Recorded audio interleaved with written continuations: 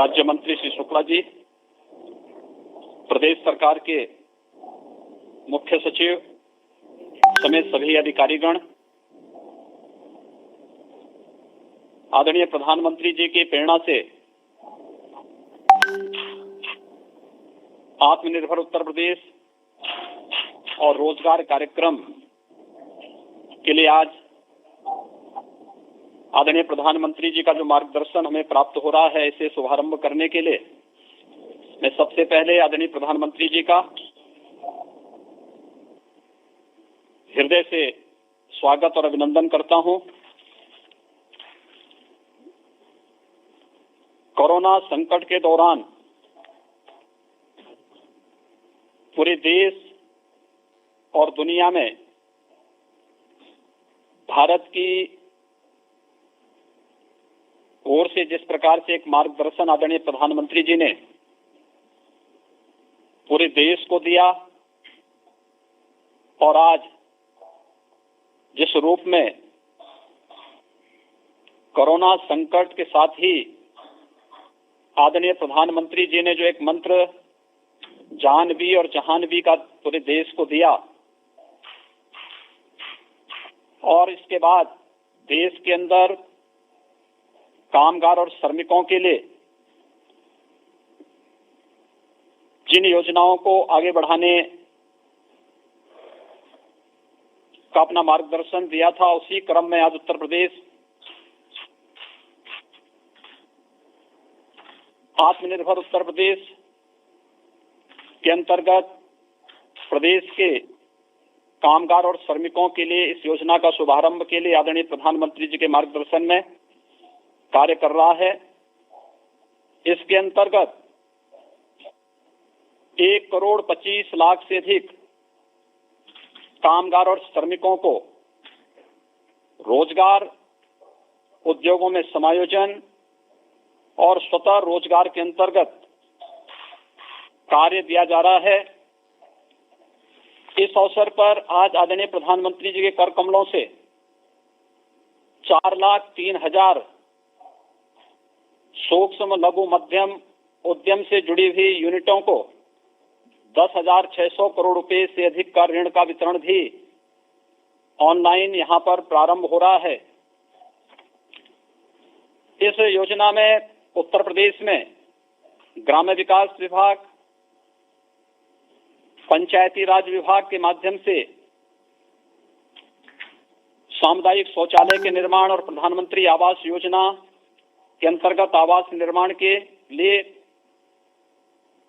मनरेगा योजना के अंतर्गत ग्रामीण सड़कों के साथ साथ तालाबों की खुदाई के और अन्य कार्यक्रमों को आगे बढ़ाने इस योजना में 60 लाख से अधिक रोजगार का सृजन आज के दिन पर उत्तर प्रदेश प्रारंभ कर रहा है। 50 लाख से अधिक कामगार और श्रमिकों को सूक्ष्म लघु मध्यम और प्रदेश में अनलॉक के बाद प्रारंभ हुए सभी बड़े उद्योगों में उन्हें व्यवस्थित रूप से समायोजित करने के साथ ही महिला आजीविका समूह के माध्यम से स्वयं सहायता समूहों को फार्मर्स प्रोड्यूसर्स ग्रुप के अंतर्गत 5 लाख से अधिक कामगार और श्रमिकों के सफलतापूर्वक नियोजन, केंद्र और राज्य सरकार के द्वारा संचालित विभिन्न प्रकार की जो राजमार्ग की परियोजनाएं हैं, एक्सप्रेसवेज हैं, प्रधानमंत्री ग्रामीण सड़क योजना है, प्रधानमंत्री कृषि सिंचाई योजना के अंतर्गत संचालित सिंचाई की परियोजनाएं हैं, वृक्षारोपण के बृहद कार्यक्रम के साथ ही ग्राम्य विकास और नगर विकास के अंतर्गत संचालित विभिन्न कार्य योजनाओं में, विभिन्न परियोजनाओं में 10 लाख से अधिक श्रमिकों और कामगारों को नियोजन करने और आत्मनिर्भर भारत के अंतर्गत 2,68,000 एमएसएमई इकाइयों को 6,565 करोड़ रुपए का ऋण, 1,35,000 नई इकाइयों को 4,034 करोड़ रुपए का ऋण वितरण करने के साथ ही उत्तर प्रदेश के परंपरागत कारीगरी विश्वकर्मा श्रम सम्मान के अंतर्गत 5000 से अधिक कारीगरों को टूल किट का वितरण भी आज इस कार्यक्रम में आदरणीय प्रधानमंत्री जी के कर कमलों से यहां पर इस योजना का शुभारंभ किया जा रहा है। पूरा देश कृतज्ञ है आदरणीय प्रधानमंत्री जी के द्वारा वैश्विक महामारी के दौरान जो समयबद्ध ढंग से फैसला लिया गया और उसके उपरांत अकेले उत्तर प्रदेश में 35,92,000 से अधिक प्रवासी कामगार और श्रमिकों की सकुशल वापसी का कार्यक्रम जिस व्यवस्थित तरीके से श्रमिक एक्सप्रेस के माध्यम से संपन्न हुआ, इसके साथ ही आदरणीय प्रधानमंत्री जी ने शुरू से ही इस बारे में फोकस किया था कि इन सभी श्रमिकों का अगर स्किल मैपिंग भी समयबद्ध ढंग से हो जाए तो मुझे बताते हुए प्रसन्नता है कि प्रदेश में जितने भी कामगार और श्रमिक आए थे इनमें से 18 वर्ष से कम के बच्चों को छोड़ दें तो शेष 30,47,000 कामगार और श्रमिकों का कुशलतापूर्वक स्किल मैपिंग करने का कार्य संपन्न हुआ, जिनमें 24,75,000 कृषि कार्य से जुड़े हुए, कंस्ट्रक्शन के कार्य से जुड़े हुए और रियल एस्टेट से जुड़े हुए कामगार और श्रमिक थे। 92,000 से अधिक विभिन्न उद्योगों में कार्य करने वाले श्रमिक निकले। 62,800 से ऊपर टेलर मास्टर, टेलरिंग का कार्य करने वाले हमारे पास इस प्रकार के स्किल मैन पावर आई। 45,000 से अधिक ड्राइवर, 10,700 से अधिक हस्तकला और 3,61,000 से अधिक plumber, salesman, security guard, courier और अन्य क्षेत्र से जुड़े हुए कामगार निकले। प्रदेश में आने वाले इन सभी कामगार और श्रमिकों में से ग्रामीण क्षेत्र में 26,12,000 और शहरी क्षेत्र में 1,63,000 कामगारों ने अब तक अपना क्वारंटीन पीरियड पूरा कर दिया है। होम क्वारंटीन में भी 4,71,000 कामगार और श्रमिक अभी है, जिसमें इंस्टीट्यूशनल क्वारंटीन में 51 और अभी कोरोना से पीड़ित लगभग 1,000 एक्टिव केस अकेले प्रवासी कामगार और श्रमिकों का है। मनरेगा में आज के दिन उत्तर प्रदेश में 62 लाख से अधिक कामगार और श्रमिक अकेले काम कर रहा है और इसमें ज्यादातर कामगार और श्रमिकों को कृषि, मनरेगा, स्वच्छ भारत मिशन के अंतर्गत ग्रामीण क्षेत्र में सामुदायिक शौचालय के निर्माण, प्रधानमंत्री आवास योजना, प्रधानमंत्री ग्रामीण सड़क योजना, एक्सप्रेसवेज, हाईवेज, इन सभी के साथ साथ कैंपा फंड के माध्यम से वृक्षारोपण के एक बृहद कार्यक्रम को प्रदेश ने लिया है। इन सभी कार्यक्रमों में इन्हें समाहित करने की कार्रवाई प्रदेश के अंदर प्रारंभ हुई है और अब तक सफलतापूर्वक 15 लाख से अधिक कामगार और श्रमिक जो प्रवासी के रूप में प्रदेश में आए थे, इन्हें इन योजनाओं के साथ काम दिया ही गया। साथ साथ महिला स्वयंसेवी समूह में जो राज्य ग्रामीण आजीविका मिशन के अंतर्गत 4,22,000 जो कामगार और श्रमिक वापस आए थे, इनमें से 1,69,000 को आजीविका मिशन के अंतर्गत इन्हें सफलतापूर्वक समायोजित किया गया है। इसके साथ ही प्रदेश में अनलॉक के बाद 7,80,000 सूक्ष्म, लघु, मध्यम उद्यम से जुड़े हुए उद्योगों को पुनः प्रारंभ करने में हमें सफलता प्राप्त हुई है और इन योजनाओं के अंतर्गत विभिन्न प्रकार के कार्यक्रमों को आगे बढ़ाते हुए आत्मनिर्भर भारत के अंतर्गत पहले चरण में 57,000 एमएसएमई इकाइयों को 2,002 करोड़ रुपए का ऋण वितरण ये पहले ही किया जा चुका है और सफलतापूर्वक उन सभी इकाइयों के द्वारा अपना कार्य का संचालन भी आज के दिन पर प्रारंभ किया जा रहा है। आज आदरणीय प्रधानमंत्री जी के कर कमलों से 5000 से अधिक कामगारों को टूल किट का भी वितरण हो रहा है। खासतौर पर इसमें वे जो टेलर मास्टर थे यहाँ प्रदेश में वापस आए, इसमें 1650 दर्जी या जरदोजी के कार्य से जुड़े हुए, जो टेलरिंग के कार्य से जुड़े हुए टेलर मास्टर हैं, 1088 धातु उद्योग, लोहार, सुनार आदि के कार्य से जुड़े हुए लोगों को, 250 सीसा उद्योग से, 120 दरी और कालीन उद्योग से जुड़े हुए, 1082 बढ़ई और फर्नीचर के कार्य से जुड़े हुए, 669 खाद्य प्रसंस्करण और हलवाई के कार्य से जुड़े हुए, 212 नाई, 137 टोकरी बुनकर, 120 माटी कला बोर्ड से जुड़े हुए कुम्हार, 95 राजमिस्त्री और 112 फुटवेयर की मरम्मत आदि के कार्य से जुड़े हुए कारीगरों को भी यहाँ पर टूल किट वितरण के एक बड़े कार्यक्रम को आज यहाँ पर प्रारंभ किया जा रहा है। आत्मनिर्भर भारत के अंतर्गत आदरणीय प्रधानमंत्री जी ने अनलॉक की कार्रवाई के बाद जो मार्गदर्शन पूरे देश को दिया, उसके अंतर्गत आज उत्तर प्रदेश में सफलतापूर्वक इतने बड़े पैमाने पर रोजगार, सेवायोजन और स्वतः रोजगार के कार्यक्रम को आगे बढ़ाया जा रहा है। होम क्वारंटीन का कार्यक्रम सफलतापूर्वक संपन्न होने के बाद बचे हुए जो कामगार और श्रमिक हैं, इनके लिए पर्याप्त मात्रा में रोजगार सृजन की आपके मार्गदर्शन में सभी संभावनाएं प्रदेश में मौजूद हैं और मैं इस बात के लिए आश्वस्त करता हूं कि उत्तर प्रदेश में इन सभी कामगार और श्रमिकों को सफलतापूर्वक कार्य उपलब्ध कराने और उनके नियोजन करने में हमें सफलता प्राप्त होगी।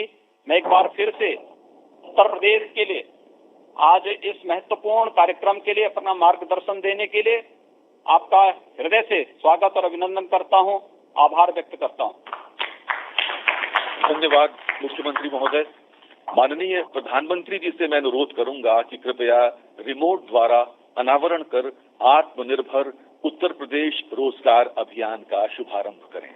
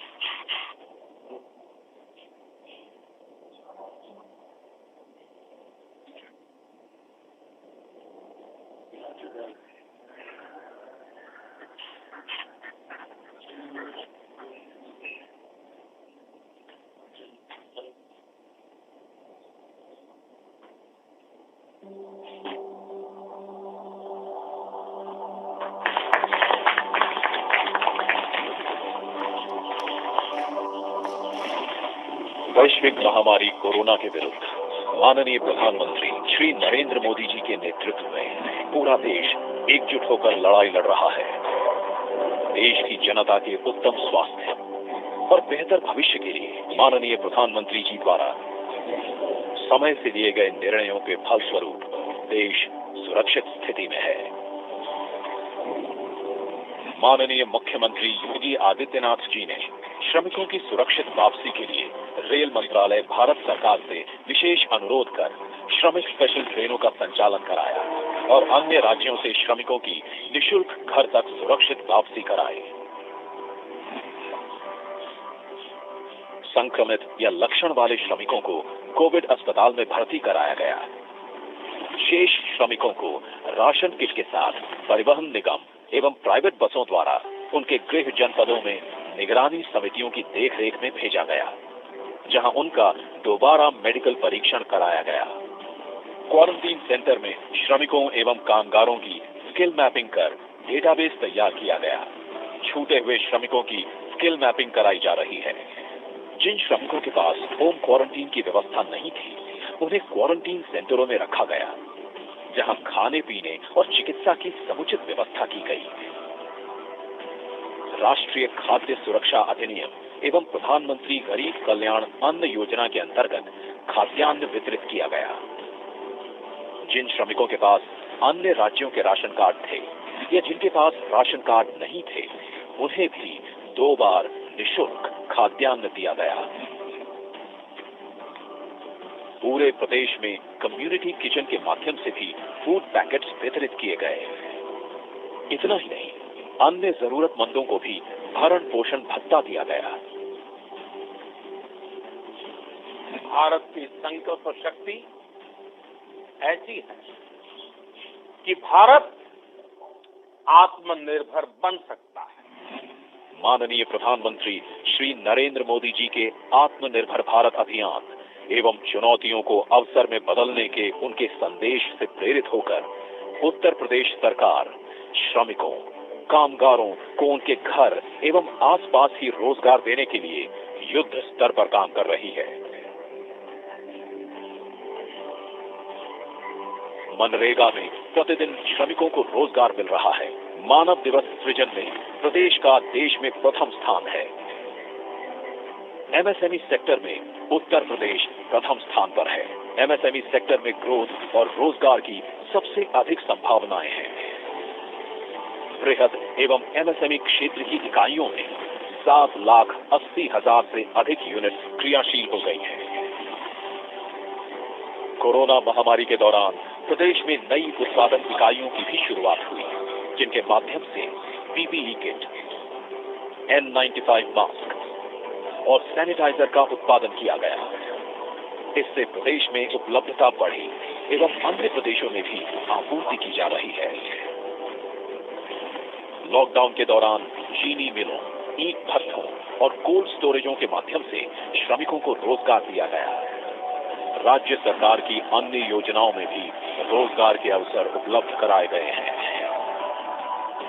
देश में पहली बार कामगारों एवं श्रमिकों के हितों की सुरक्षा के लिए आयोग का गठन किया गया।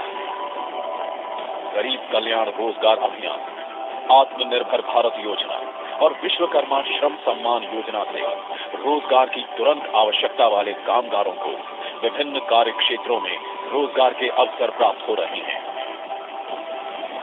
गरीब कल्याण रोजगार अभियान के लिए उत्तर प्रदेश के 31 जनपदों के चयन हेतु यशस्वी प्रधानमंत्री माननीय श्री नरेंद्र मोदी जी का हृदय से आभार।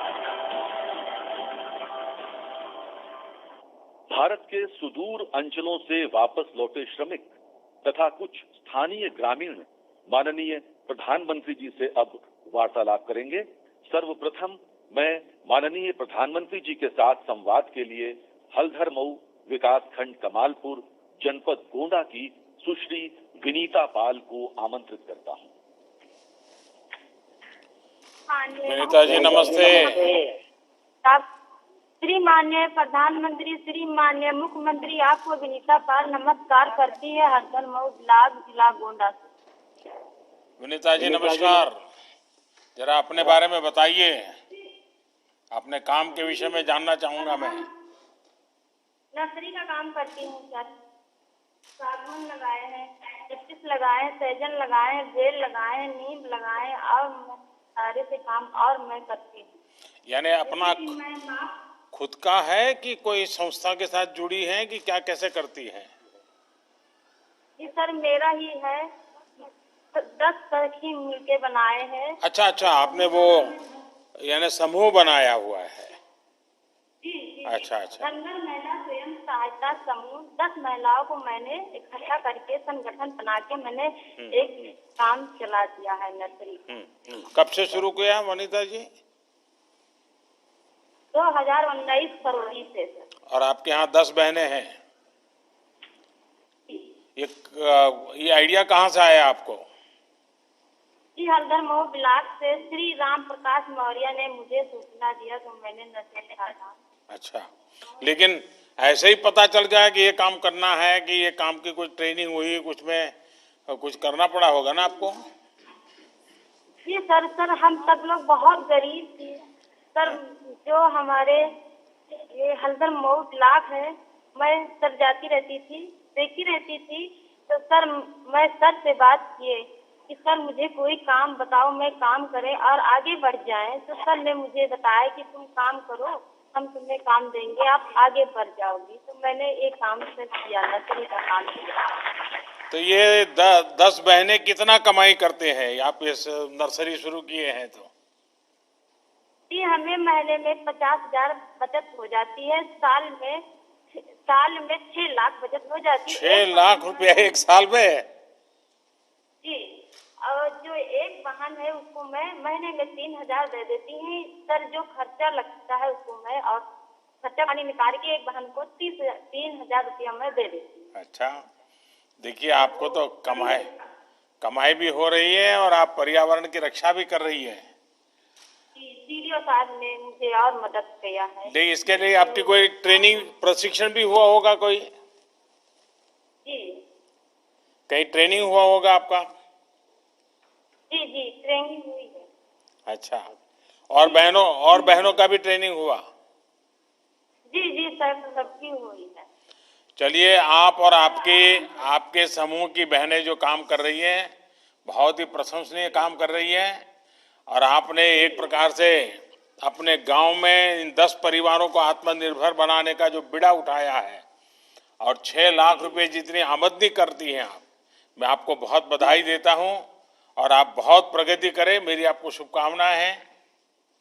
धन्यवाद विनीता जी।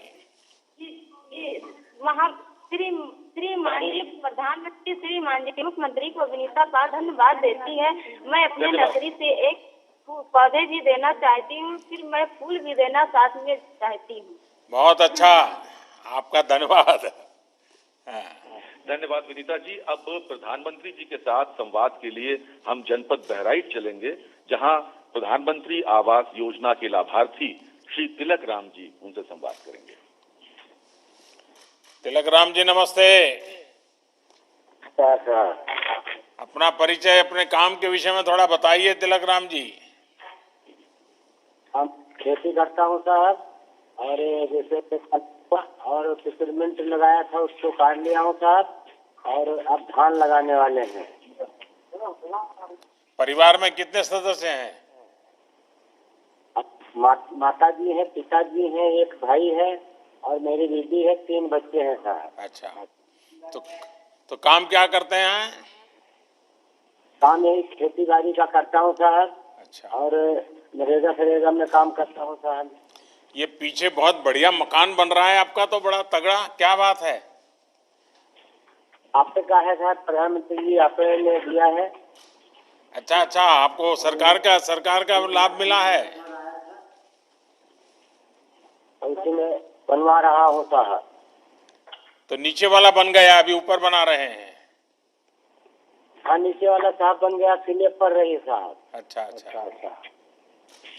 हाँ, तो ये प्रधानमंत्री आवास योजना का आपको लाभ मिला?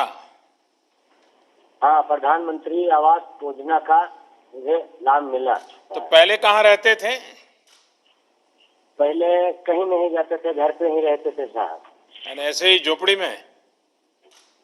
झोपड़ी पहले बहुत दिक्कत थी साहब, ना एक घर था, छपरा था, बारिश में बहुत दिक्कत होती थी और गर्मी में भी दिक्कत होती थी, लेकिन आपने दिया, बहुत अच्छा। अब है परिवार हमारा सुख से रहेगा। तो अभी तो घर वालों को पक्का मकान मिल गया, तो घर वालों की अपेक्षा भी बढ़ गई होगी? नहीं, बहुत अच्छा है, बहुत खुश है, पूरा परिवार बहुत खुश है। तभी मेहमान भी बहुत आते होंगे घर में? हाँ जी, अभी हाँ आते हैं साहब। पहले झोपड़ी में तो कोई मेहमान नहीं आता है, अभी तो मेहमान भी बहुत आते होंगे। हाँ साहब। अच्छा, बच्चों की पढ़ाई करवाते हो? हाँ साहब, बच्चों पर आप मुझे बताइए, आपको प्रधानमंत्री आवास मिला, आप प्रधानमंत्री को क्या दोगे?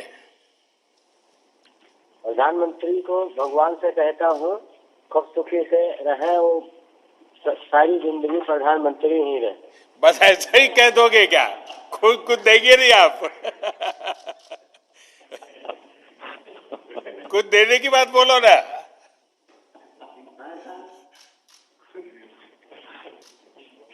अच्छा, मैं मांगता हूं, देंगे आप?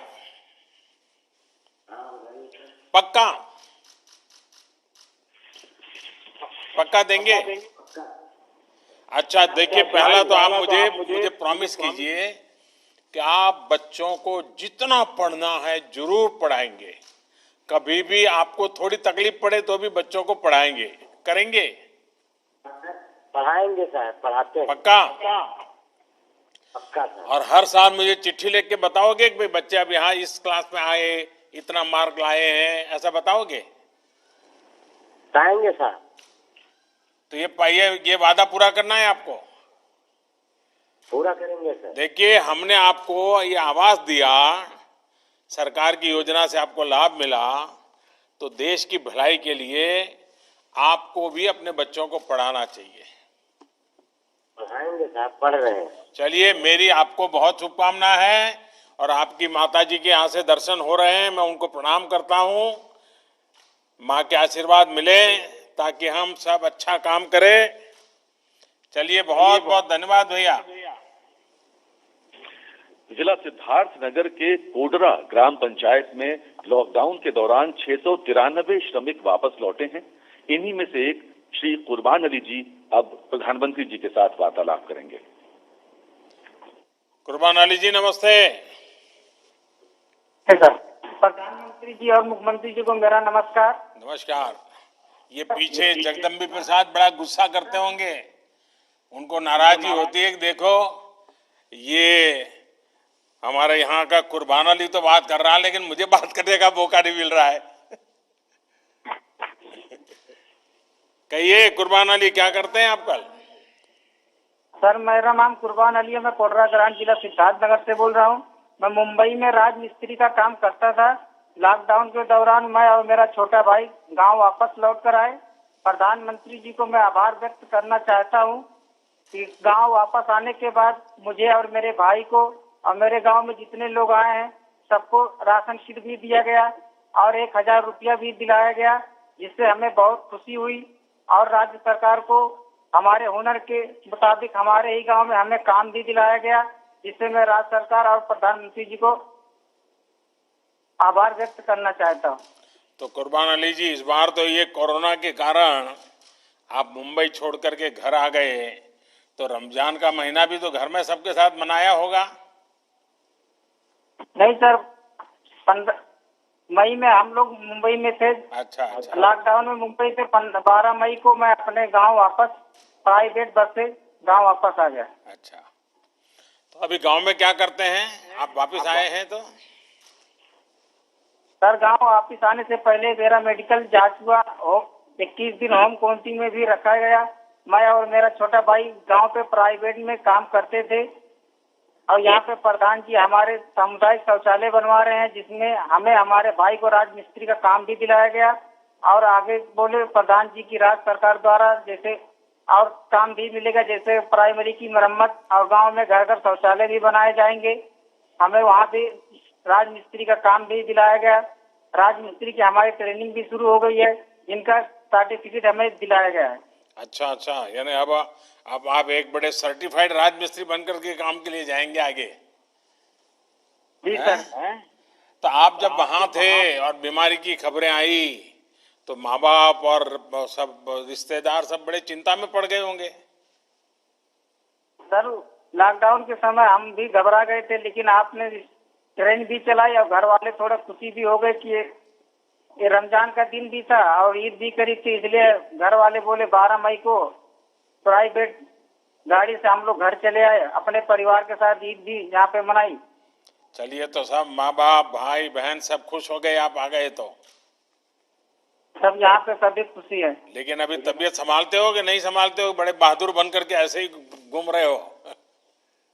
नहीं सर, यहाँ पे आके बहुत खुश हूँ। यहाँ पे रोजगार भी हमको दिलाया गया, यहाँ पे भी हम काम भी कर रहे हैं। हाँ। चलिए, मेरी आपको बहुत शुभकामना है और आप अपना परिवार स्वस्थ रहे कुर्बान अली जी। और कौन है? अब मैं अहमदाबाद से वापस लौटे, गोरखपुर को वापस लौटे श्री नागेंद्र सिंह जी को आमंत्रित करता हूं। इन्होंने गोरखपुर लौटकर मुद्रा ऋण के माध्यम से डेयरी का काम प्रारंभ किया है। मतलब कि आप योगी जी के गांव के हैं और मेरे गांव में रहते थे। नमस्कार। नागेंद्र जी कहाँ रहते थे अहमदाबाद में? राजू नगर सर। हैं? राजू नगर। राजू नगर। अच्छा, जी सर। कितने साल रहे वहाँ? मेरे चाचा जी रहते हैं वहीं पर। अच्छा अच्छा, चाचा जी के पास रहते थे। जी सर। क्या काम करते थे वहाँ? स्टील बर्तन का काम सर। अच्छा, तो ये सीखा कहाँ आपने? स्टील बर्तन का इतना बड़ा वो तो काम बड़ा महत्वपूर्ण होता है। सर वहीं चाचा के लड़के कराते थे, वहीं सिखाते थे। अच्छा अच्छा अच्छा। तो आप वापस कैसे आ गए? सर लॉकडाउन चल गया तो क्या करें वहाँ पर। अरे अहमदाबाद तो बहुत बढ़िया है।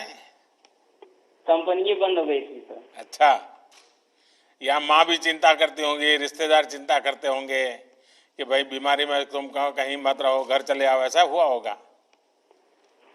इसलिए चले आए सर। हाँ। तो ये बीमारी का इतना डर कैसे लग गया? वैसे ही बीमारी है सर ये। तो अभी डर है कि अभी डर निकल गया? अभी पूरा डर है। अच्छा, तो अहमदाबाद से निकले कैसे आप? ट्रेन से सर। अच्छा, ये जो श्रमिक ट्रेन था उससे आ गए? जी सर। अच्छा, तो अब क्या मन करता है यहाँ? यहाँ सर हम यूपी बड़ौदा यूपी बैंक से हमने लोन लिया है सर। लोन लिया है आकर के? जी सर। किस रोजगार के लिए। किस चीज के लिए लोन लिया? डेयरी खोलने के लिए। अच्छा, कितना लोन लिया है? 1 लाख सर। 1 लाख रुपया? जी सर। तो आपको दे दिया बैंक वालों ने? हाँ सर। आपने डरा दिया होगा उनको कि मैं अहमदाबाद से आता हूँ, मोदी जी के गांव से आता हूँ, 1 लाख रुपया देना पड़ेगा, ऐसा किया था क्या? नहीं सर, पहले तो मैं लॉकडाउन में यहाँ तो प्राइमरी स्कूल में भी रहता था। हाँ, लॉकडाउन का पालन करके ही गया था। तो क्या किया 1 लाख रुपये का? मैंने भैंस खरीदा। भैंस खरीदा? तो जी क्या सर। क्या योजना क्या है आपकी? डेयरी का सर। डेयरी का? तो अभी भैंस दूध देती है? हाँ सर, देती है 10 किलो। कितना दूध बेचते हैं आप? 7 किलो दूध हम बेचते हैं सर। कितनी कमाई होती है? 365 रुपया। अच्छा, यानी हर दिन का 365 रुपया? जी सर। अच्छा, और वहाँ अहमदाबाद में कितना कमाते थे? वहाँ तो सर वही पड़ जाता था 8,000 7,000। तो आप गांव में आए, भैंस लाए और ज्यादा कमाने लग गए, तो आपको तो कोरोना फायदे में गया जी सर। है। आपने आपत्ति को अवसर में पलट दिया। बस हमें आपसे ही सीखना है, सब सरकारों को यही सीखना है कि देखिए हमारे नगेंद्र जी ने आपत्ति को कैसे अवसर में पलटा, हम भी आपत्ति में से अवसर कैसे ढूंढे। तो अभी क्या करोगे? एक ही भैंस से चलाओगे? डेयरी करना है तो भैंस तो ज्यादा चाहिए हमको सर, इससे मिलेगा तो और उन्नति, हम और 3 से 4 बढ़ा सकते हैं डेयरी। अच्छा, तो अभी बैंक को पैसा वापस देने होता है, वो रेगुलर देते हो? देते हैं। तो बैंक दूसरे पैसे देने के लिए तैयार है? हाँ सर। अच्छा, चलिए, मेरी आपको बहुत शुभकामनाएं हैं, लेकिन मैं 1-2 बात बताना चाहूंगा। आपने भैंस रखी है, कभी कभी क्या होता है हमारे यहाँ क्या खिलाना उसका ज्ञान नहीं होता है, और ज्यादातर घर की महिलाएं ही ये पशुपालन करती हैं। अब जैसे भारत सरकार ने 13,000 करोड़ रुपया खर्च करके पशुओं के फूट टू माउथ डिसीज का टीकाकरण का काम शुरू किया है। आप सबसे पहले ये टीकाकरण करवा दीजिए। उसी प्रकार से भारत सरकार ने पशुपालकों के लिए भी, जैसे किसान क्रेडिट कार्ड होता है, पशुपालकों के लिए भी किसान क्रेडिट कार्ड निकाला है। आप वैसा किसान क्रेडिट कार्ड ले लीजिए और उससे आप आगे का कर्ज लीजिए, तो उसमें थोड़ा आपको मदद ज़्यादा मिल जाता है। तो ये भी आप जरूर कीजिए। तो पशु का आहार की चिंता करनी चाहिए, पशु को बीमार नहीं होने देना चाहिए।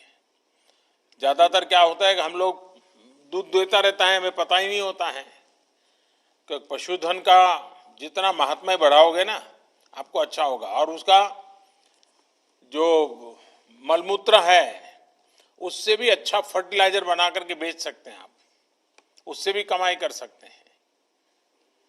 तो करेंगे?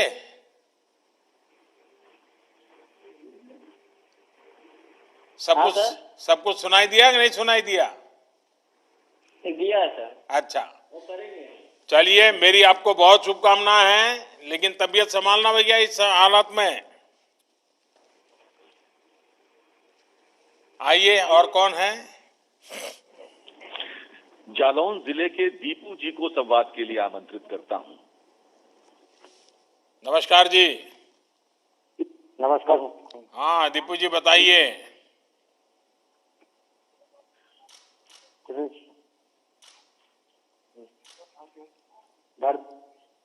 जालौन से आपके यहाँ से आवाज कम आ रही है दीपू जी। डकोर जालौन से बोल रहा हूँ दीपू। हाँ, जालौन से बोल रहे हैं। क्या कर रहे हैं दीपू जी?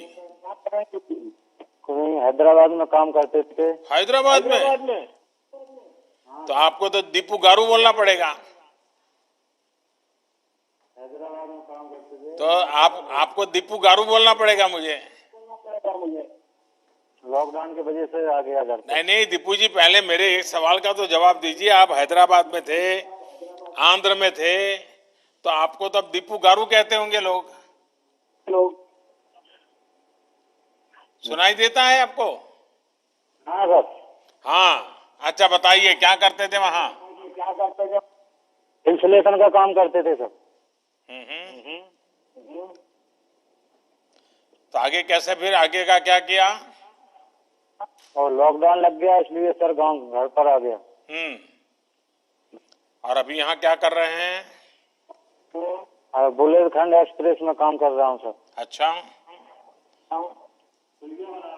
तुरंत काम मिल गया आकर के? 1 महीने बाद मिला था सर। अच्छा, तो हैदराबाद में जितना कमाते थे उतना कमाते हैं कि कम कमाते हैं? नहीं, बराबर कमाते सर। उधर बराबर कमाते हैं।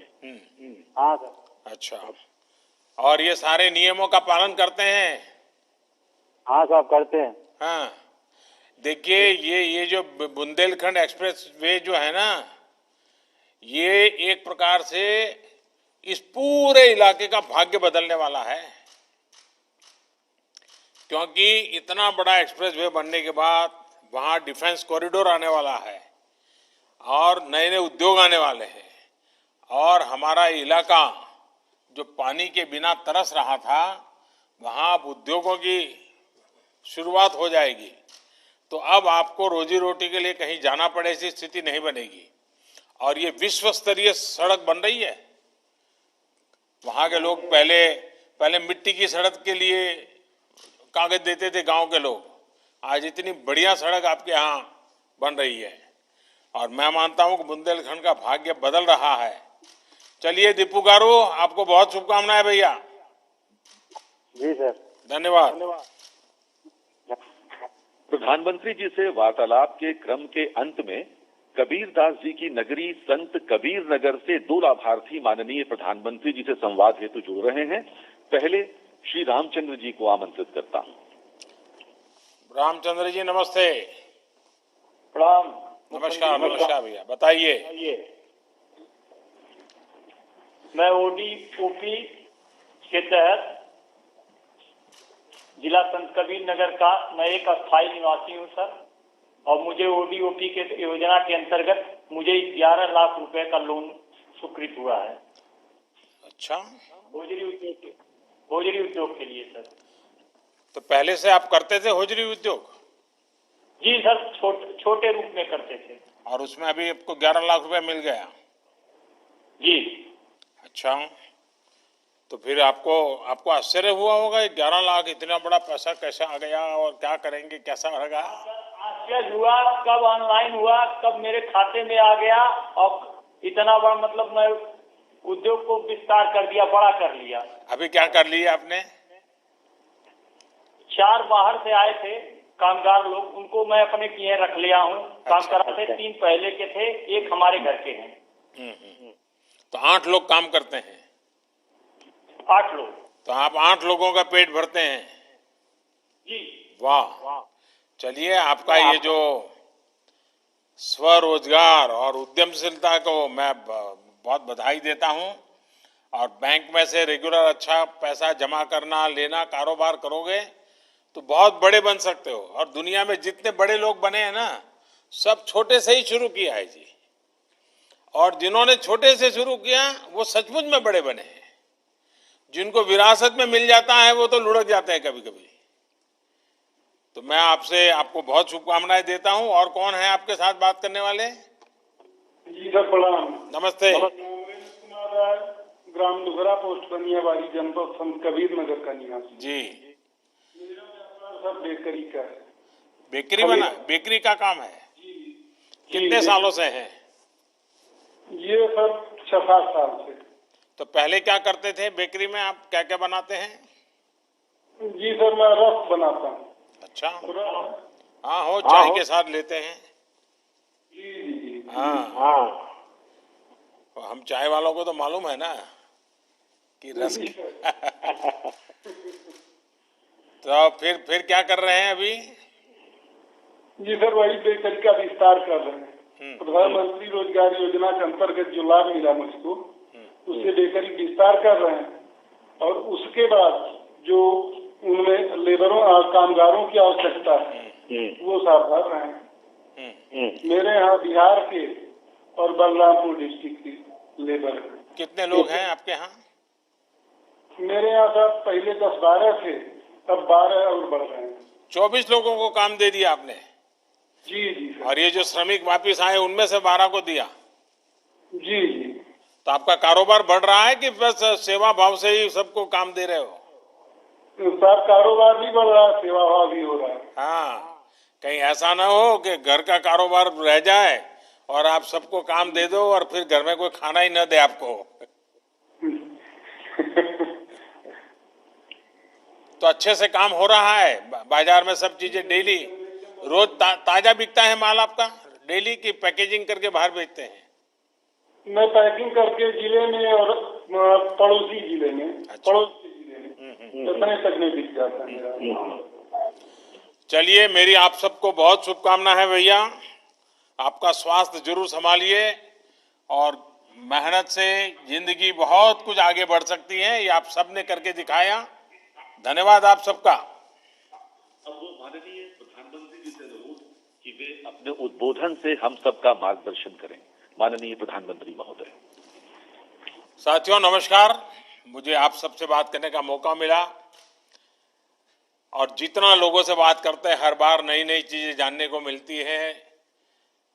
और हम सभी ने, अगर हम सोचेंगे अपने अपने जीवन के विषय में, अपने व्यक्तिगत जीवन में अनेक उतार चढ़ाव हम सब ने देखे हैं।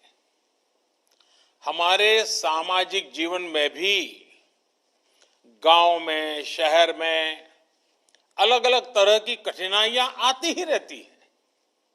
अब देखिए, कल बिजली गिर गई बिहार में, उत्तर प्रदेश में कितने लोगों को जान चली गई। लेकिन ये किसी ने नहीं सोचा था कि पूरी दुनिया पर, पूरी मानव जाति पर एक साथ एक ही तरह का इतना बड़ा संकट आ जाएगा। एक ऐसा संकट जिसमें चाहकर भी लोग दूसरों की पूरी तरह मदद नहीं कर पा रहे हैं। इस दौरान शायद ही कोई ऐसा होगा जिसको कोई परेशानी न हुई हो। बच्चे हो, बुजुर्ग हो, महिलाएं हो, पुरुष हो, देश हो, दुनिया हो, गांव हो, शहर हो, पढ़ा लिखा हो, अनपढ़ हो, अमीर हो, गरीब हो, हर किसी को दिक्कतों का सामना करना पड़ा है। आगे भी हमें नहीं पता किस बीमारी से कब मुक्ति मिलेगी, लेकिन हाँ, इसकी एक दवाई है जिसका हम सबको पता है। और ये दवाई है 2 गज की दूरी। ये दवाई है मुंह ढकना, फेस कवर या गमछे का इस्तेमाल करना। जब तक कोरोना की वैक्सीन नहीं बनती है, टीका नहीं बनता है, हम इसी दवाई से इस कोरोना से रोक पाएंगे। साथियों, आज जब आप सभी मुझसे बात कर रहे हैं और मैं देख रहा था कि आपके चेहरे पर खुशी है, आपके आंखों के भाव, आपका अपनापन मैं अनुभव कर रहा था और सारा देश देखता है। और यहां इस कार्यक्रम में उत्तर प्रदेश के यशस्वी ऊर्जावान मुख्यमंत्री श्रीमान योगी आदित्यनाथ जी मौजूद है, मंत्रिपरिषद के उनके साथी मौजूद हैं, प्रशासन के सारे वरिष्ठ अधिकारी मौजूद हैं, अलग अलग जिलों में हजारों की तादाद में लोग भी जुड़े हुए हैं। देखिए भाइयों बहनों, श्रम की जो ताकत होती है वो हम सभी ने महसूस की है। श्रम की इसी शक्ति का आधार बना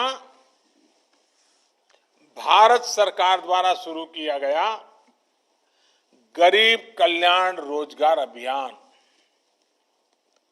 प्रधानमंत्री गरीब कल्याण रोजगार अभियान। आज इसी शक्ति ने आत्मनिर्भर उत्तर प्रदेश रोजगार अभियान को प्रेरणा दी है। यानी केंद्र सरकार की योजना को योगी जी की सरकार ने क्वालिटेटिव गुणात्मक और क्वांटिटेटिव संख्यात्मक दोनों ही तरीके से विस्तार दे दिया है।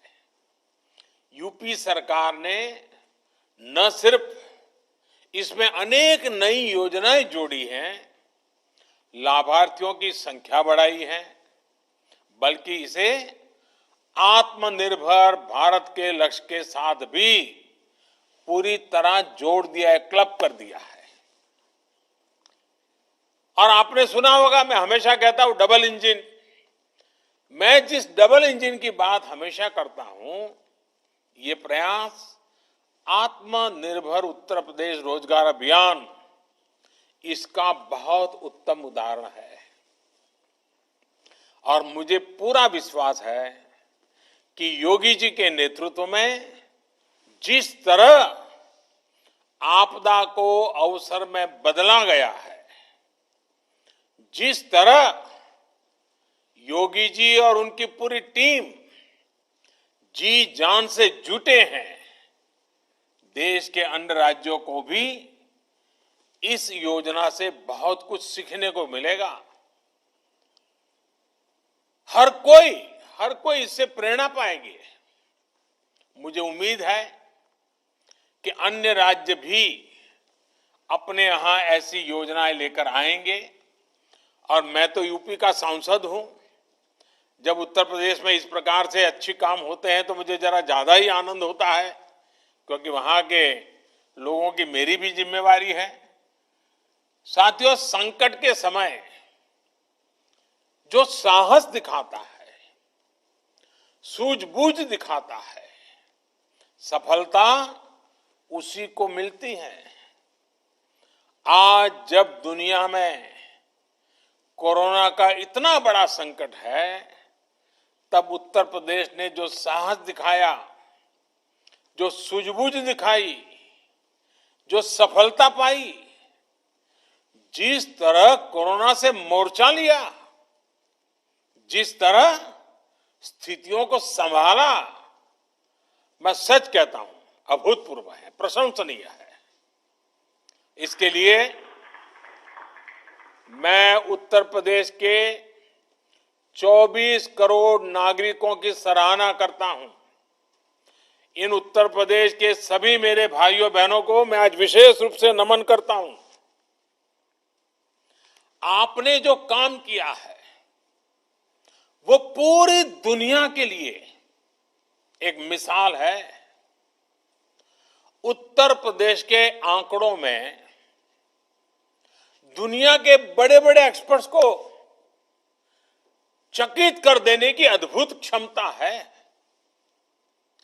चाहे यूपी के डॉक्टर हो, पैरामेडिकल स्टाफ हो, सफाई कर्मचारी हो, पुलिस कर्मी हो, आशा आंगनवाड़ी कार्यकर्ता हो, बैंक और पोस्ट ऑफिस के साथी हो, परिवहन विभाग के साथी हो, श्रमिक साथी हो, ये लिस्ट इतनी लंबी है शायद मैं सबके नाम बोल नहीं पाऊंगा, लेकिन हर किसी ने पूरी निष्ठा से साथ अपना योगदान दिया है। योगी जी और उनकी पूरी टीम, चाहे जनप्रतिनिधि हो या फिर कर्मचारी हो, आप सभी ने बहुत उत्तम काम किया है, सराहनीय काम किया है।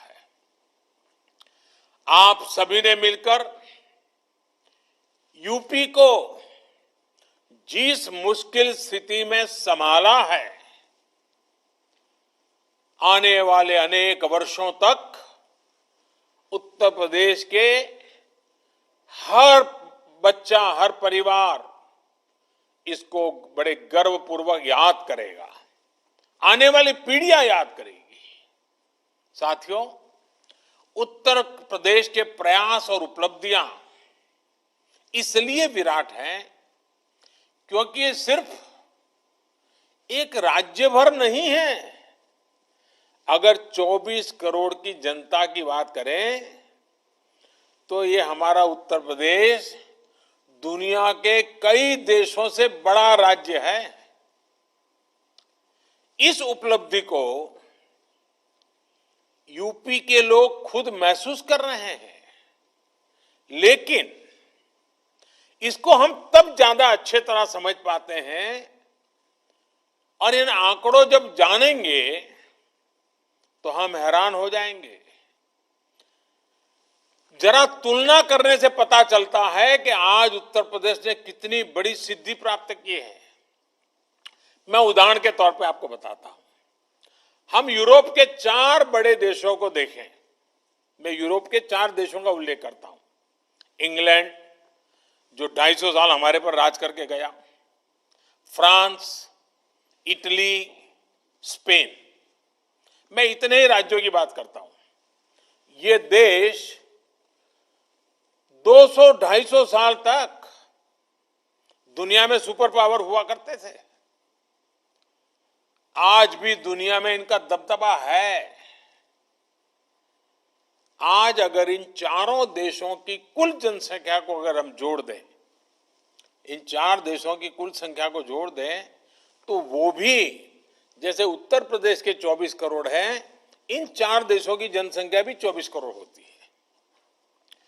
हमारे तो अकेले यूपी की ही जनसंख्या 24 करोड़ है। यानी कि जितने लोग इंग्लैंड, फ्रांस, इटली और स्पेन, इन 4 देशों में रहते हैं, उतने ही लोग हमारे उत्तर प्रदेश में रहते हैं। लेकिन कोरोना में इन 4 देशों में मिलाकर उनकी जनसंख्या उत्तर प्रदेश जितनी है, इन 4 देशों में मिलाकर के 1,30,000 लोगों की मौत हो चुकी है। 1,30,000। जबकि उतनी ही जनसंख्या वाला हमारा उत्तर प्रदेश 600 लोगों की जान गई है। कहां 1,30,000 लोगों की मृत्यु और कहां 600 लोगों की मृत्यु। ये बात सही है कि मृत्यु मृत्यु होती है, एक हो या अनेक हो। एक भी व्यक्ति की मृत्यु दुखद है, लेकिन हमें यह भी मानना पड़ेगा कि इन 4 देशों ने मिलकर अपने यहां जितने प्रयास किए, फिर भी उनके यहां यूपी से कई गुना ज्यादा लोगों की जानें गई। और ये देश विकसित हैं, उनके पास संसाधन भी है, और कोई वहां की सरकारों को चिंता नहीं होगी ऐसा तो नहीं है, लेकिन फिर भी अपने नागरिकों को बचाने में उन्हें वो सफलता नहीं मिली जो सफलता आपको उत्तर प्रदेश को हासिल की है। हर उत्तर प्रदेशवासी को गर्व होगा, हर भारतवासी को गर्व होगा। साथियों, इस दौरान आप में से ज्यादातर लोगों ने टीवी पर लगातार देखा होगा, अमेरिका के रिपोर्ट तो लगातार आते थे। अमेरिका के पास क्या नहीं है? सब कुछ है। वो एक चुटकी में जो चाहिए वो इकट्ठा कर सकता है। अमेरिका के पास साधन, संसाधन, आधुनिक टेक्नोलॉजी, किसी चीज की कमी नहीं है। लेकिन फिर भी आज अमेरिका कोरोना से बेहद बुरी तरह प्रभावित हुआ। आप ये भी याद रखिए कि अमेरिका की जनसंख्या करीब 33 करोड़ है,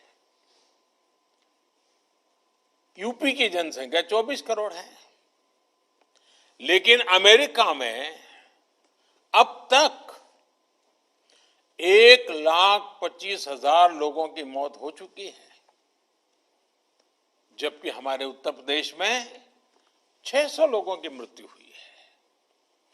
अगर योगी जी ने और उत्तर प्रदेश के उनके सभी साथियों ने, उत्तर प्रदेश की सरकार ने सही से तैयारी नहीं की होती, अगर यूपी में भी अमेरिका की तरह ही तबाही मची होती, तो आज उत्तर प्रदेश में 600 नहीं 85,000 लोगों की जान जा सकती थी। अगर हम किसी और देश से तुलना करें तो उस हिसाब से देखें तो 85,000 लोग की जान जाती। लेकिन जो मेहनत यूपी की सरकार ने की है, हम कह सकते हैं कि एक प्रकार से अब तक कम से कम 85,000 लोगों का जीवन बचाने में वो कामयाब हुई है। आज अगर हम अपने नागरिकों का जीवन बचा पा रहे हैं तो ये भी अपने आप में एक संतोष का विषय है, और देश का आत्मविश्वास भी उसके कारण बढ़ता है। लेकिन मैं एक पुरानी घटना को जरूर आज उल्लेख करना चाहूंगा। एक वो भी दिन था जब प्रयागराज, तब के इलाहाबाद के सांसद, देश के प्रधानमंत्री थे, और कुंभ के मेले में भगदड़ मची थी, सैकड़ों हजारों लोग मारे गए थे। तब उस समय जो लोग सरकार में थे, उन्होंने सारा जोर मरने वालों की संख्या छिपाने में ही लगा दिया था। अब आज उत्तर प्रदेश के लोगों का जीवन बच रहा है, सुरक्षित हो रहा है, तो यूपी के सांसद के नाते, देश के नागरिक के नाते, भारत के प्रधानमंत्री के नाते, जैसे आप सबको तसल्ली मिलती है, मुझे भी तसल्ली मिलती है। और साथियों, इसमें भी हमें एक और बात हमेशा याद रखनी है। ये सब उस स्थिति में हुआ जब देश भर से करीब 30-35 लाख से जितने श्रमिक, हमारे कामगार साथी यूपी में पिछले कुछ हफ्तों में अपने गांव लौटे थे। सैकड़ों श्रमिक स्पेशल ट्रेनों को चलवाकर यूपी सरकार ने मुश्किल में फंसे अपने लोगों को वापस बुला लिया था। दूसरे राज्यों से आए इन साथियों से संक्रमण के फैलाव का रिस्क और भी अधिक था, लेकिन उत्तर प्रदेश ने जिस तरह स्थिति को संवेदनशीलता के साथ संभाला, उसने राज्य को एक बड़े संकट से बाहर निकाल लिया। देश की भी बहुत बड़ी सेवा की है उत्तर प्रदेश ने। साथियों, यूपी में 2017 से पहले जो भी सरकारें थी, जो भी व्यवस्थाएं थी, जिस प्रकार से शासन चल रहा था, जिस तरह की सरकारें चला करती थी, उस हालात में हम इन नतीजों की कल्पना भी नहीं कर सकते। पहले वाली सरकारें होती तो अस्पतालों की संख्या का बहाना बनाकर, अस्पताल में बिस्तरों की संख्या का बहाना बनाकर हम चुनौती को टाल देते। लेकिन योगी जी ने ऐसा नहीं किया। योगी जी ने, उनकी सरकार ने हालत की गंभीरता को समझा।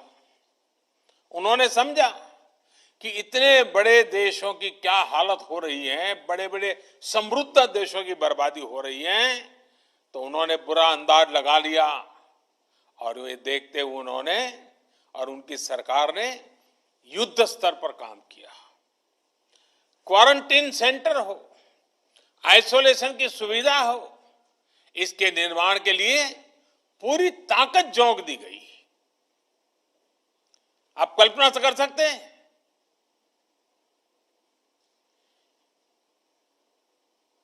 उनके पिताजी का स्वर्गवास हुआ हो, पिताजी के अंत्येष्टि में जाने के बजाय ये उत्तर प्रदेश के लोगों के लिए जिंदगी खपाने वाले योगी जी इस कोरोना से बचाने के लिए आपके साथ जुटे रहे। मैं योगी जी को अभिनंदन करता हूं, उनका नमन करता हूं। उत्तर प्रदेश के लोगों के लिए इतनी संवेदनशीलता। भाइयों बहनों, जो श्रमिक बाहर से आ रहे थे, उनके लिए बहुत ही कम समय में लगभग 60,000 ग्रामीण निगरानी समितियों का गठन किया गया। यह अपने आप में बहुत बड़ी बात है। जन भागीदारी, जनता को जोड़ दिया। 60,000 निगरानी समितियां बना देना। इन समितियों ने गांवों में क्वारंटीन की व्यवस्था विकसित करने में बहुत बड़ी मदद की। मैं सभी निगरानी समितियों के लोगों का बधाई करता हूं, उनका अभिनंदन करता हूं। सिर्फ 2-2.5 महीने के भीतर ही यूपी में कोरोना के मरीजों के इलाज के लिए अस्पतालों में 1 लाख बिस्तर भी तैयार कर दिए गए। साथियों, लॉकडाउन के दौरान गरीबों को भोजन की दिक्कत न हो, इसके लिए जिस तरह उत्तर प्रदेश सरकार ने काम किया है वो अभूतपूर्व है। प्रधानमंत्री गरीब कल्याण अन्न योजना के तहत यूपी ने बहुत तेजी से गरीबों और गांव लौटे श्रमिक साथियों तक मुफ्त राशन पहुंचाया। यानी ये इंतजाम किया कि 15 करोड़ गरीबों को भोजन की दिक्कत न हो, कोई भूखा न सोए। ये संवेदनशीलता के साथ काम किया गया। इस दौरान यूपी में गरीबों को 42 लाख मैट्रिक टन खाद्यान्न बांटा गया, अनाज बांटा गया। जिनके पास राशन कार्ड नहीं था, उनके लिए भी यूपी सरकार ने सरकारी राशन की दुकान के दरवाजे खोल दिए। इतना ही नहीं, उत्तर प्रदेश के 3.25 करोड़ गरीब महिलाओं के जनधन खाते में लगभग 5,000 करोड़ रुपए सीधे ट्रांसफर किए गए।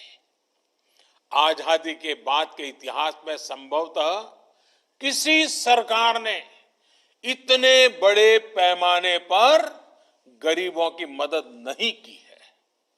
साथियों, भारत को आत्मनिर्भरता के रास्ते पर तेज गति से ले जाने का अभियान या फिर गरीब कल्याण रोजगार अभियान हो, उत्तर प्रदेश यहां भी बहुत आगे चल रहा है। गरीब कल्याण रोजगार अभियान के तहत श्रमिकों को आय के साधन बढ़ाने के लिए गांवों में अनेक प्रकार के कार्य शुरू करवाए जा रहे हैं। गरीबों के लिए पक्के घर का निर्माण हो, सामूहिक शौचालय कम्युनिटी टॉयलेट का निर्माण हो, पंचायत भवनों का काम हो, कुएं तालाब बनाना, सड़कें बनाना, इंटरनेट की लाइनें बिछाना, ऐसे 25 कामों की लिस्ट केंद्र सरकार ने बनाई है।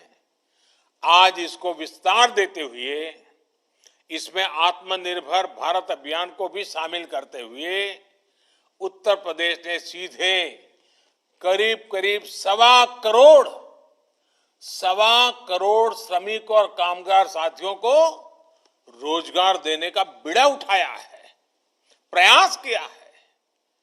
इसमें से करीब 60 लाख लोग को गांव के विकास में जुड़ी योजनाओं में तो करीब 40 लाख लोगों को छोटे उद्योग यानी एमएसएमई में रोजगार दिया जा रहा है। इसके अलावा स्वरोजगार के लिए हजारों उद्यमियों को मुद्रा योजना के तहत करीब 10,000 करोड़ रुपए का ऋण आवंटित किया गया है। ऋण के साथ साथ आज हजारों हस्तशिल्पियों को आधुनिक मशीनें और उनके काम के लिए जो जरूरी ऐसी टूल किट भी दी गई है। इससे हस्तशिल्पियों का काम भी बढ़ेगा और उनको सुविधा भी मिलेगी। मैं सभी लाभार्थियों को, रोजगार पाने वाले को फिर से बहुत बहुत बधाई देता हूं। साथियों, उत्तर प्रदेश के सांसद होने के नाते मैं भी इस समय हर बार लगातार योगी जी के साथ संपर्क में रहता था। काशी के लिए बातें करता था, लेकिन पूरे उत्तर प्रदेश की बातें भी सुनता था। 1.25 करोड़ कामगारों की, कर्मचारियों की पहचान करना, 30 लाख से ज्यादा श्रमिकों के कौशल का, अनुभव का डेटा तैयार करना और उनके रोजगार की समुचित व्यवस्था करना, ये दिखाता है कि उत्तर प्रदेश सरकार और उसके सभी मुलाजिम, सभी बाबू कितनी तैयारी की है, कितनी सघन रूप से तैयारी की है, कितनी व्यापक रूप से तैयारी की है। यूपी की एक जनपद एक उत्पाद योजना तो पहले से ही स्थानीय उत्पादों को बढ़ावा दे रही है, उनको एक बड़ा बाजार दे रही है। अब आत्मनिर्भर भारत अभियान के तहत जब पूरे देश में ऐसे स्थानीय उत्पादों को बढ़ावा देने के लिए उद्योगों के क्लस्टर बनाए जा रहे हैं, तब उत्तर प्रदेश को बहुत अधिक लाभ होगा। इससे कपड़ों के, सिल्क के, लेदर के, पीतल के ऐसे जो अनेक औद्योगिक क्लस्टर है, उनको बल मिलेगा, नया बाजार मिलेगा। साथियों, आत्मनिर्भर भारत अभियान का बहुत बड़ा लाभ उत्तर प्रदेश के किसानों को होगा। किसानों के हित में, छोटे व्यापारियों के हित में दशकों से 3 बड़े सुधारों की मांग निरंतर हो रही थी। अब जो 3 कानून केंद्र सरकार लेकर आई है, उनसे किसानों को मंडी से बाहर भी अपनी उपज बेचने का अधिकार मिल गया है। यदि हमारा किसान जहां बेहतर दाम मिलेगा, वहीं पर किसान अपना सामान बेचेगा। दूसरा, अब किसान अगर चाहे तो अब बुआई के समय ही अपनी फसल का दाम तय कर सकता है। अब आलू की फसल पैदा करने वाला किसान चिप्स बनाने वाले उद्योग के साथ, आम लगाने वाला किसान मैंगो जूस बनाने वाले के साथ टमाटर की खेती वाला किसान टमाटर का सॉस बनाने वाले के साथ बुआई के समय ही समझौता कर सकता है, जिससे उसको दाम घटने की चिंता से मुक्ति मिल जाएगी। साथियों, इसके अलावा हमारे पशुपालकों के लिए अनेक नए कदम उठाए जा रहे हैं। 2 दिन पहले ही पशुपालकों और डेयरी सेक्टर के लिए 15,000 करोड़ रुपए का एक विशेष इंफ्रास्ट्रक्चर फंड बनाया गया है। इससे करीब 1 करोड़ और नए किसानों, पशुपालकों को डेयरी सेक्टर से जोड़ा जाएगा। डेयरी से जुड़ी नई सुविधाएं तैयार की जाएगी। अनुमान है कि आने वाले समय में इससे गांवों में लगभग 35 लाख नए रोजगार तैयार होंगे। परसों ही केंद्र सरकार ने यूपी में टूरिज्म को बढ़ावा देने के लिए एक और अहम फैसला लिया है। बौद्ध सर्किट के लिहाज से, और ये बहुत महत्वपूर्ण है, बौद्ध सर्किट के लिहाज से अत्यंत महत्वपूर्ण कुशीनगर, इस कुशीनगर एयरपोर्ट को इंटरनेशनल एयरपोर्ट घोषित किया गया है। इससे पूर्वांचल में हवाई कनेक्टिविटी और सशक्त होगी और देश विदेश में भगवान बुद्ध पर आस्था रखने वाले करोड़ों श्रद्धालु अब आसानी से उत्तर प्रदेश आ सकेंगे।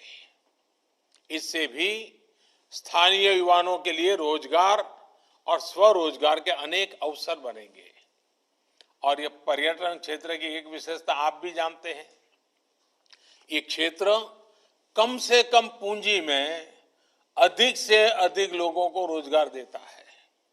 साथियों, उत्तर प्रदेश हमेशा से भारत के प्रगति पथ का सबसे महत्वपूर्ण हिस्सा रहा है। गांव, गरीब और देश को सशक्त करने के जिस मिशन को लेकर के हम चले हैं, उसमें उत्तर प्रदेश का योगदान यहां बीजेपी की सरकार आने के बाद अब लगातार बढ़ रहा है। बीते 3-3.5 वर्षों में हर बड़ी योजना पर उत्तर प्रदेश ने तेज गति से काम किया है। सिर्फ 3 साल में यूपी में गरीबों के लिए 30 लाख से ज्यादा पक्के घर बनाए गए हैं। सिर्फ 3 साल की मेहनत से यूपी ने खुद को खुले में शौच से मुक्त घोषित किया है। सिर्फ 3 साल में पारदर्शी तरीके से यूपी ने 3 लाख नौजवानों को सरकारी नौकरी दी है। सिर्फ 3 साल के प्रयासों से यूपी में माता मृत्यु दर में 30% की गिरावट आई है।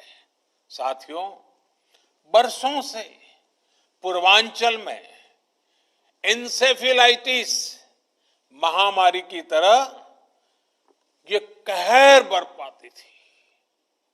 अनेक नवजात शिशुओं की दुखद मृत्यु इस बीमारी से हो जाती थी। अब यूपी सरकार के प्रयासों से इस बीमारी के मरीजों की संख्या तो कम हुई है, मृत्यु दर में भी 90% तक की कमी आई है। इसके अलावा मेडिकल कॉलेज हो या फिर आयुष्मान भारत अभियान के तहत दूसरी सुविधाएं, इससे भी यूपी ने प्रशंसनीय काम किया है। बिजली, पानी, सड़क, ऐसी अनेक बुनियादी सुविधाओं में अभूतपूर्व सुधार हुआ है। नई सड़कों और एक्सप्रेसवे के निर्माण में यूपी आगे चल रहा है। और सबसे बड़ी बात यह है कि आज उत्तर प्रदेश में शांति है, कानून का राज कायम हो रहा है। यही कारण है कि उत्तर प्रदेश पर पूरी दुनिया के निवेशकों, इन्वेस्टर्स को अब उत्तर प्रदेश भाने लगा है, उनकी नजर है वहां। सरकार देशी और विदेशी निवेश को आकर्षित करने के लिए जो भी कदम उठा रही है, उसका बहुत बड़ा लाभ यूपी उठा रहा है। और देखिए, आज भी जब अन्य राज्य कोरोना से लड़ाई में जूझ रहे हैं, यूपी ने अपने विकास के लिए इतनी बड़ी योजना शुरू कर दी है। एक प्रकार से आपदा से बने हर अवसर को यूपी सरकार साकार कर रही है। एक बार फिर आप सभी को रोजगार के इन तमाम अवसरों के लिए बहुत बहुत बधाई। लेकिन मैं फिर से एक बार याद कराना चाहूंगा, और मैं बार बार कहूंगा, और आप भी बार बार सबको कहिए, याद रखिए, कभी कोरोना के खिलाफ हमारी लड़ाई बंद होने वाली नहीं है। हमें ये लड़ाई जारी रखनी है। लड़ाई अभी भी जारी है। काम पर निकलिए, लेकिन 2 गज की दूरी, चेहरे पर मास्क और लगातार साफ सफाई, ये बहुत जरूरी है। जीवन और आजीविका दोनों की सुरक्षा की ये लड़ाई उत्तर प्रदेश जीतेगा और भारत भी जीतेगा। बहुत बहुत धन्यवाद। माननीय प्रधानमंत्री जी एवं उत्तर प्रदेश के माननीय मुख्यमंत्री जी तथा कार्यक्रम से जुड़े